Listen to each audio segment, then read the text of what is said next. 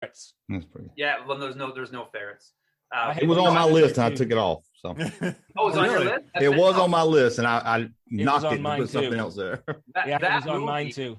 It's the pacing of it. It's just like go, and it's just pure adventure. And there's so many cool character designs, like the guy with the moose antlers on his head, and like those like vulture monster people with the wings. And they could have had like cool play sets like the bridge and that temple. Temple, right? It would have been. I think it would have been a huge toy line, and it would have been. It would have come out at the same time as He-Man, so you could have made him in that like 5.5-inch hunched over scale, and it could have matched. Like it would have. I think it would have been perfect toy line. Now this is mean, but would the Steel Dawn, would that be like the cheaper version of the Beastmaster toys? I don't know, the Patrick Swayze movie where he dance fights. I think that see, Beastmaster is like a prehistory, and I think Steel Dawn is a pre-future, or like a fake future. But Steel Dawn is one of my backups. If someone picks one of my choices, Steel Dawn goes up there. I love it. So Beastmaster. Yeah. Cool. Yeah. All right, that Junkman, back to you. Back to me. Okay, I'm going to one of the more obscure ones here. Hopefully y'all have seen it or know it. And it will come with a Statue of Liberty playset. That's the Remo Williams Adventure Begins. I want a Fred Ward toy. Ward. What? Yeah. I want Joel Gray as Chun. The playset with the Statue of Liberty getting rebuilt and repainted with the structure, so you can have them hanging off the side and everything. Oh my gosh, so cool! I see it. I would buy a Remo Williams Fred Ward toy right now. Right, a figure. Yeah. I'll buy anything with Remo Williams because I don't see anything with him on it. So I remember as a kid being in public school, and it was like the Sunday night movie would come on, and you'd watch it, but you could watch it to the first commercial. And then if it was good, my dad would tape the rest of it for me. And so then Monday after school, you'd run home and you'd like finish watching it. So Remo Williams, The Adventure Begins was on. And I was like, Dad, we got it. This is amazing. So you watched it and it was like super great. Yeah. And then so other friends at school watched it. And there was this guy, and I won't mention his name because I don't want to embarrass him because he's clearly watching right now. But he told us that he saw the sequel and that he had it on VHS and we could come over and watch it sometime. But then he was never like, I forgot. Like for 2 years, he kept forgetting it at home. But he like stood by the fact, like, no, there's a sequel. I have it. It's good because this is The Adventure Begins, and it's called Remo Williams, The Adventure Continues. But there's no internet to fact check them, so we're just like, oh, there's a sequel. I hear it's even better than the first. And for 2 years, my friends were led on that there was a movie that didn't exist. When did the rubber hit the road and you had to admit that there was no sequel? Well, I think we all lost interest in it. We're like, we moved on to other things, like Speed came out, and we're like, got older. But I do know when I moved to Trenton and went to East Northumberland Secondary School, was the first time I had access to a computer with the internet. I definitely searched the internet one day for the sequel, and I was like, oh, there's not a sequel. Like, I got to confirm. Back in the good days when you could make up lies and no one could check you. Huh? Yeah, exactly. Right? That's right. Your lies. Now, Over the Top 2, that's my favorite movie. You know? Over the Top 2. Back on the road. He needs another truck. Stop or my mom will shoot. 3. Now, I don't know if you know this, Mark, but there was a line of over-the-top action figures. Yes. And they had like little dials in their backs that moved their arms to arm wrestle. I don't believe you. Yeah, I did a video on my search for the worst movie toy line ever. I think that was one of them. All right, well, I believe and you. It was like 3 figures, too, I think. And a playset. You believe Junkman, but you don't believe me. Come on. Well, no, he was corroborating you. That's why. If Junkman had gone first, he wouldn't have believed him till you corroborated him. Exactly. But now I know what to get Mark for Christmas. And if Steven would have jumped on it third, I would have gone to... So I didn't believe Adam. I believe Junkman. If Steven would have backed it up, I wouldn't have believed it because 3's too much. It's a conspiracy. Yeah. Yeah. I'm not familiar with this line, so there's still credibility. Is it my turn? It's your go now, Lincoln Lawyer. Okay. So I am going to go with the 1987 Now we're talking. film, Jaws the Revenge. I want a banana boat. Whew. I want a shark. I want a Michael Caine toy. Was it Mario Van Peebles in that? Yeah, I want a Van Peebles toy, and then you could tie it in with all the others. Just the shark swimming around, the banana boat, the submarine. Yeah. Hopefully, it has a shark with a button that screams when you push it. That Yes, roars. it yells. Yeah. And when you hit it with the boat, it explodes, and you have to put it back together. There you go. And it's got the figures have magnets that draw the shark behind it. Yeah. The shark stalked them all the way to Florida. So you Man. need something the shark is following the figures. Right. That would be incredible. I mean, I want an Ellen Brody toy. I want to recreate the whole dance scene with her and Michael Caine. So what I think would happen in that line is it would be very similar to the Jurassic Park line from '93, where you'd release Jaws: The Revenge, and then it would sell out because it's everywhere. But then you get like Shark Hunters, you get like all these subsidiary like lines that don't really exist in the movie, but they are similar. You get like different sharks and different boats and different shark hunters. It become like a whole thing. Wow. Yeah, and Michael Caine with just doing it for the money action. Yes. That's my favorite Michael Caine quote of all time. When they say, "What did you think of Jaws: The Revenge?" He goes, "I didn't see that picture, but I saw the house it built." Well, in the second wave, you can buy the house he built, like Malibu Michael Caine instead of Malibu Barbie. But it's just repurposed Lincoln Logs. Yes. So Junkman, that was beautiful about the shark yelling because that shark does scream. Yeah, that's about the only part I remember. He It roars like a roars. tiger when he comes out of the water. But I just want that shark. I want him. So the shark actually sets a trap in Amity. I want that trap when the one of the sons gets his arm bit off. You know, Yeah. I want Michael Brody. Now, originally, in the original script, a voodoo doctor is the reason why. So in the movie, Oh, the no. beginning. So I wrote a data article about this, and so the Oh, shark no. sets a trap and kills one of the sons. It's a legit trap. Then the shark swims all the way to the Bahamas. And I timed it. It didn't swim that fast. It took its time. Swims all the way to the Bahamas. And it's like, has a tracking beacon on Ellen Brody. And so when that shark kills her son, they become psychically connected. And she can sense it. It can sense her. And it starts going after Michael Brody. And he realizes he can't get Michael Brody. So he goes after the daughter, Thea. That's when you have the banana boat scene. And then Ellen's like, listen, this shark's following me. We got a psychic link. So she tries to take it away. The shark follows. So they're psychically linked. That was a voodoo doctor. So I want the voodoo doctor exclusive toy from Hot Topic So in there. This is like the most perfect 80s sequel ever. Yeah, it's beautiful.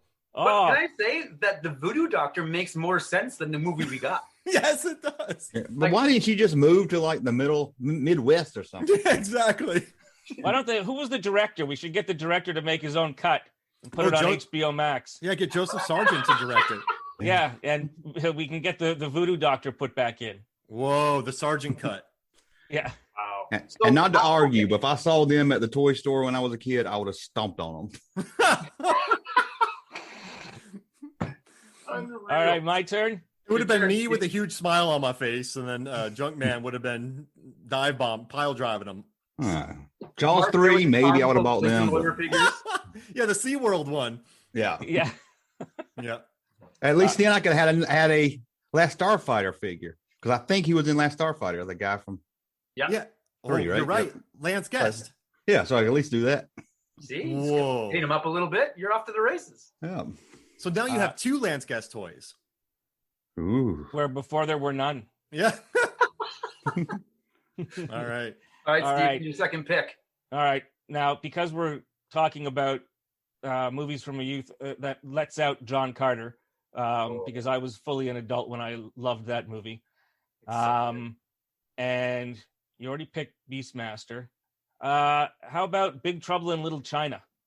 Whoa. How about Big Trouble in Little China? Yeah, there was no marketing for that movie, was there? Or None, Toyline? nothing. None. Nothing. No. Big Trouble in Little China. That it would probably be perhaps culturally insensitive today, with all the Chinese depictions of Chinese gods and the evil Chinese villain. But you get a truck, you get the big truck playset. Yeah. You get Kurt Russell in a tank top. You could have every Kim Cattrall in the painted face. It could be and all those evil Chinese gods that he had to fight. It would have been awesome. Well, and you could have had that's another thing, like another line. And my next one is going to be in the same world. You could have had a lot of faceless, just off screen thugs, villains, right? You could have just kind of made up as many villains as you want that are in the world. Yeah. Yeah. I'm looking at Jack Burton Pop right now. Yes. I love it. Super 7 did an action figure line that was. I had it on my list too, and I said, "Well, I ain't gonna count it because it's Super 7." But that was before I asked about the rules. Yeah, that was like in the reaction style, right? Yeah.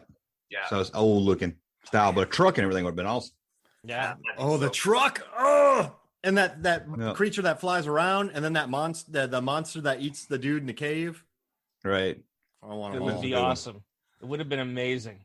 It still would be if they come out with it now. Are there any Kurt Russell figures at all? Stargate. There is a Kurt Russell figure. Okay. Stargate figures are awful.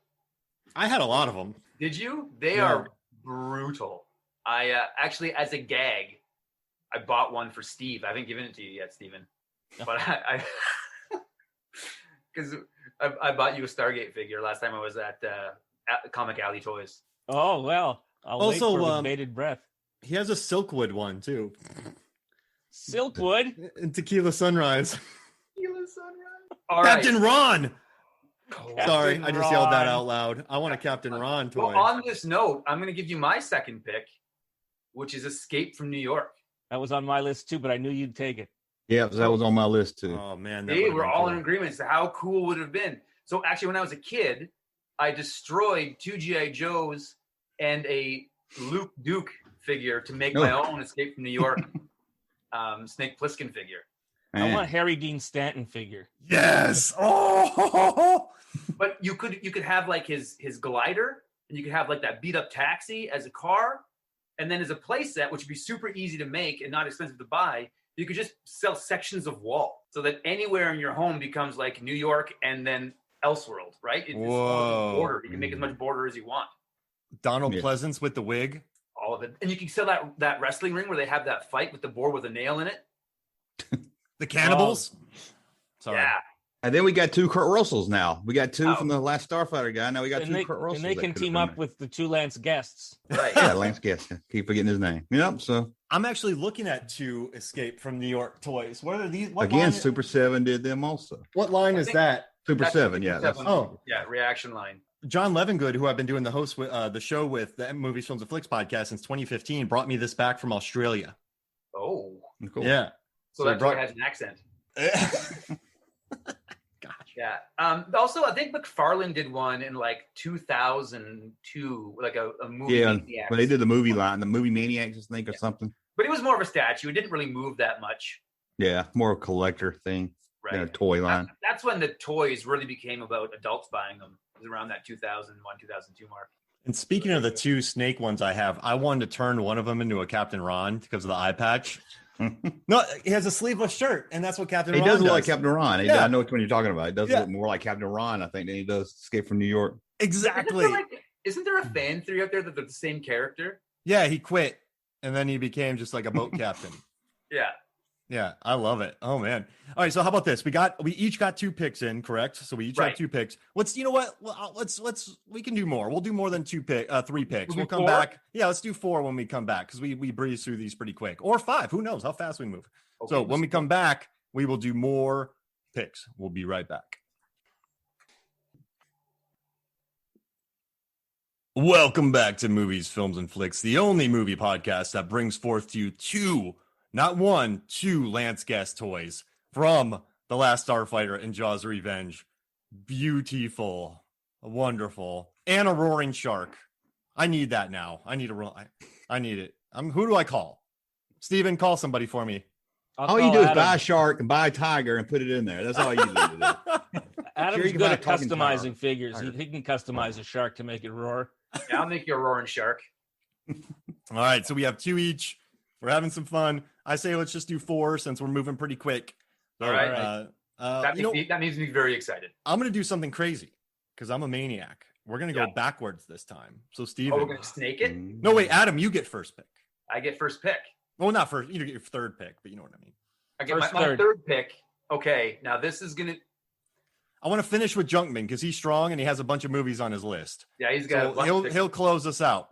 I was going to do a whole video on movies that should have had figures because I did a TV video like a week ago. So I was already ready to go. That's right. All right, you had him in the can, ready to go. So my next movie, and this would come out in the same kind of era as like Waterworld, or like they were trying to do some cool stuff. You better like, pick water.